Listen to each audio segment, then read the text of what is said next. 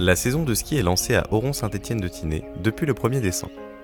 Remontons dans le temps pour découvrir l'histoire de l'enneigement à Oron.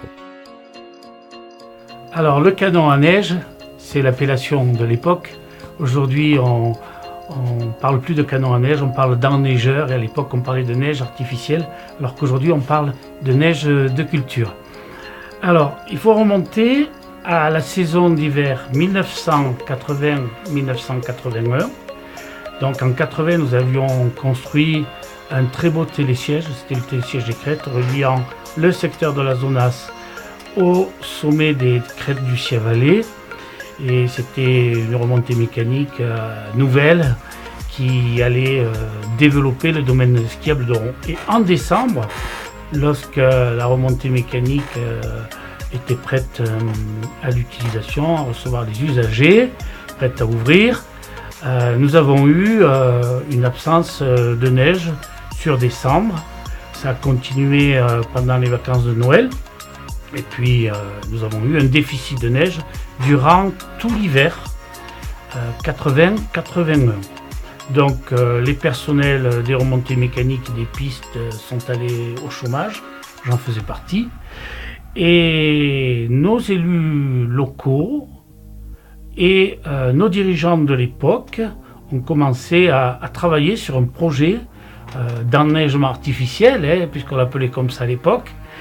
Et on a passé donc tout l'hiver sans neige. Et dès le mois de juin, le projet a abouti. Le personnel a réintégré la société et le personnel a commencé à construire un bâtiment, qui est le bâtiment de la salle des machines numéro 1, au sommet du parking de Chastelarès. Une équipe travaillait sur les réseaux, et donc tout le travail était réalisé par les employés des remontées mécaniques et des pistes. À l'époque, on était sous l'égide de l'Office municipal du tourisme. Donc cette carence en neige, elle a pénalisé Oron, mais également l'ensemble des stations des Alpes du Sud. Et des stations comme Méribel, Courchevel, Val d'Isère et Chamonix avaient également été touchés par ce manque de neige, mais moins que dans le sud. Et eux également, ils se sont lancés dans le développement d'enneigeurs. Au mois de décembre, l'installation était terminée et nous avons eu les premiers froids avec l'essai du réseau neige sur les pistes de Vallon et Nabine. Parce qu'au départ, c'était pas pour avoir une production qui permette de skier sur de la neige, sur une ou toute partie du domaine, mais la politique était d'enneiger le bas des pistes, la grenouillère, le front de neige, donc en dessous de 1800 mètres. Et ça permettait, en début de saison, lorsqu'on prenait la neige en altitude, de faire le lien avec le pied des pistes, et en fin de saison, lorsqu'il y avait la fonte des neiges, et souvent les nabines dépourvues de neige, et bien, grâce à ces canons à neige, on avait toujours la liaison avec le pied des pistes. Ça a évolué puisque un an après, on a fait une deuxième tranche et on a enneigé une partie du Colombier. Là aussi, la partie basse, toujours pour faire le lien. Mais bon, le Colombier, c'était difficile parce qu'à l'époque, il n'y avait pas le télésiège de Blénon. Il y avait un téléski. Il y avait quand même le problème de la piste de montée du téléski. Donc, le Colombier, il était accessible par le téléphérique. Il fallait emprunter la piste de la traversée du Colombier, descendre dans le Colombier, puis remonter, prendre la benne, et on n'avait pas de rotation sur le téléski, c'était impossible. On a démarré au départ avec une trentaine de canons et travaillé uniquement sur le réseau d'eau potable. Donc parfois il fallait composer parce qu'il y avait les résidences secondaires présentes dans la station, les week-ends et les vacances. Et puis on avait quand même du froid, alors il fallait monter au bassin, regarder où étaient les niveaux. C'était pas automatisé. Bon, puis après on a automatisé avec poste de flotteur et on en savait un peu plus sur nos niveaux d'eau. Mais bon, on travaillait vraiment sur une installation qui était de la pointe et non pas une base permettant de skier dessus. La qualité de la neige peut être sèche ou elle peut être mouillée. Donc quand on est en début de saison avec les sols dépourvus de neige, on va faire une neige de sous-couche.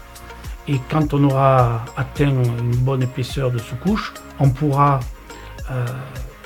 envoyer un peu plus d'eau dans les canalisations pour avoir une neige plus sèche, plus poudreuse et qui se rapproche de la neige naturelle. Donc aujourd'hui, si on compare un peu notre système de départ et le système d'aujourd'hui, bon, ça n'a plus rien à voir puisqu'on a des retenues collinaires, on a 3 salles des machines, on a des stations de pompage pour alimenter nos lacs. Et ce qu'on produisait à l'époque en une année, bon, une saison, c'était environ 140-150 000 mètres cubes. Et aujourd'hui, c'est ce que l'on produit en une semaine. Donc on peut dire qu'il y a eu une évolution qui nous a permis de garantir la neige, de sécuriser le domaine skiable, d'avoir nos emplois des hivernants et du commerce touristique de l'hiver hors de danger. Auron est une des premières stations à s'être équipée d'enneigeurs. Une petite installation qui a grandi avec le temps jusqu'au parc actuel. La production de la neige de culture permet à la station d'offrir à ses sportifs une qualité de neige exceptionnelle, quels que soient les caprices de la météo. Le travail de la neige de culture consiste à fabriquer de la neige qui permettra aux skieurs de skier dans de bonnes conditions pendant la saison. Et pour répondre un peu aux aléas climatiques et pour pouvoir garantir un début de saison, comme cette année par exemple, on veut ouvrir le 1er décembre. Donc vu que la météo n'est pas toujours avec nous, ça permet de pallier au manque de neige. Disons que dans une saison normale, on peut produire environ 700 000 m3 de neige pour tourner dans de bonnes conditions. Les canons à neige, c'est un mélange air-eau. Il nous faut de l'eau sous pression et de l'air sous pression. Donc ce mélange est possible à l'enneigeur à condition qu'on ait des machines qui nous permettent de monter ces deux fluides en pression. Notre travail, c'est de maintenir ces machines en état. On a plusieurs salles des machines qui sont reliées à un ordinateur qui va regrouper toutes les informations. Nous, on paramètre l'ordinateur et dès que les conditions sont bonnes pour fonctionner, c'est lui qui va déclencher la mise en route de l'installation. On a du travail toute l'année puisque il faut passer du temps dans les machines, dans les salles des machines et sur la piste à chaque enneigeur.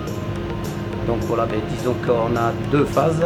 L'été, on fait l'entretien de tout notre matériel et l'hiver, on exploite. Donc ici, on se trouve dans le poste de transformation qui nous permet d'alimenter tout notre pompage dans l'usine d'SDME. Donc on peut constater qu'on a une installation relativement importante pour réussir à alimenter, à avoir suffisamment de courant pour faire fonctionner notre installation. Ici, c'est un transformateur qui transforme le 20 000 volts en 400 volts pour réussir à alimenter notre pompage et nos compresseurs. On peut faire fonctionner environ 80 canons avec ça. Pour entretenir et faire fonctionner les enneigeurs, une équipe jeune et motivée s'occupe du matériel et des 2 retenues collinaires. Ces retenues, remplies par pompage dans les cours d'eau alentours, permettent une totale indépendance du réseau d'enneigeurs. On va faire une vérification de la production qui a été produite, de la neige qui a été produite la nuit. Donc une fois qu'on a terminé cette vérification, on dépanne s'il y a eu des problèmes. On essaye de préparer en vue de la future nuit.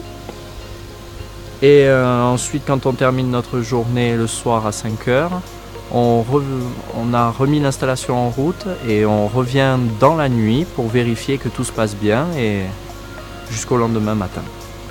Ça, c'est dans le cas où tout se passe bien. Et sinon, lorsque la machine a un problème, on a un appel téléphonique Et donc on se connecte, on regarde le défaut qu'il y a et en fonction du défaut, on intervient à n'importe quelle heure de la nuit, de la journée. Il n'y a pas vraiment de métier ou de formation à l'heure actuelle, mais moi pour nous deux, hein, on est tous les deux électriciens. On a un bac pro électrotechnique et après ça s'apprend sur le tas. Ouais. Moi c'est un métier qui me plaît, de voir le rendu final et les gens s'amuser, c'est gratifiant. Une fois les pistes recouvertes de neige, c'est le travail des dameurs qui commence. Ils vont façonner leur blanc et rendre les pistes praticables pour que le ski soit synonyme de plaisir.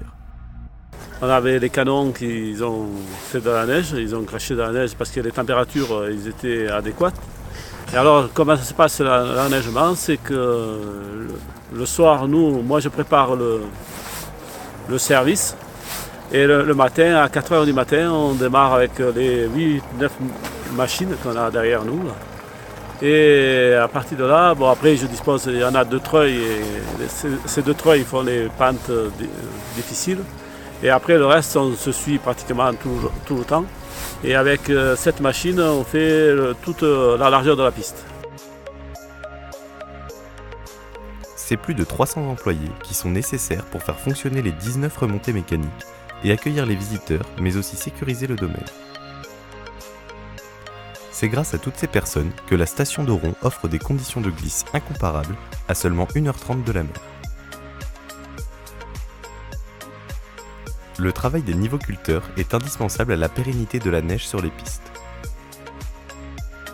Cette neige de culture permet la création d'une sous-couche qui accueillera les chutes de neige pendant toute la saison.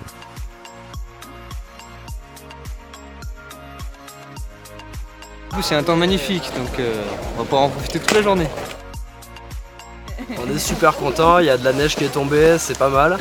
C'est pas mal tombé, il a fait assez froid là-haut et un peu moins en bas, mais bon, je pense qu'on va avoir un bon domaine skiable avec de la neige de qualité. On est de Jure-les-Pins, Antibes, Nice, donc la Côte d'Azur, et on monte pour le plaisir ou pour travailler. Mais en tout cas, c'est toujours un plaisir de skier sur Auron et de pouvoir apprécier la qualité de la neige. Super heureux, un moment de famille. J'espère qu'on va bien profiter de cette belle journée et j'espère de cette bonne neige. Ça fait du bien, sachant que nous ça fait très longtemps qu'on n'avait pas skié, donc on rentre de Guyane, donc voilà. Moi j'étais venu il y a une dizaine d'années là, et j'aimais bien la station, donc voilà, c'est pour ça qu'on revient. C'est la deuxième. Elle est trop bonne. Cette année, la station sera ouverte jusqu'au 22 avril. Les pistes n'attendent plus que vous.